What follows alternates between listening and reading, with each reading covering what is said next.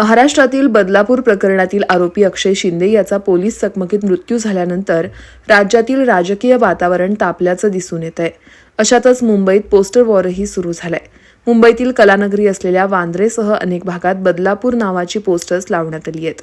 महाराष्ट्राचे उपमुख्यमंत्री देवेंद्र फडणवीस यांचा फोटो असलेले अनेक बॅनर मुंबईत लावण्यात आले असून यावर बदलापुरा असं लिहिण्यात आलेलं आहे. त्याचबरोबर या पोस्टरवरती देवेंद्र फडणवीस यांच्या हातात रिव्हॉल्व्हर दाखवण्यात आली आहे. त्यावर आज पुण्यात माध्यमांशी बोलताना खासदार सुप्रिया सुळे यांनी हल्लाबोल केलाय. देवेंद्रजी असे बॅनर लहान मुलं बघतील काय म्हणतील असा सवालही त्यांनी उपस्थित केला. गृहमंत्री आहेत, गृहमंत्र्याच्या हातात बंदूक असणं आणि त्याची पोस्टरबाजी करणं हे माझ्यासारख्या एका महिलेला धक्कादायक आहे. कारण ज्या मुलं ते बॅनर बघतील त्यांच्यावर काय संस्कार होतील की या राज्याचाच गृहमंत्री बंदूक घेऊन फिरतोय.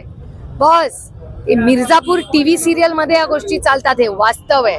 हा छत्रपतींचा, शाहू फुले आंबेडकरांचा महाराष्ट्र आहे आणि हा देश, हा राज्य बंदुकीने नाही चालणार. हे देश संविधानाने चालणार. देवेंद्रजींनी बंदूक तिथून दाखवावी, आम्ही इथून संविधान दाखवू.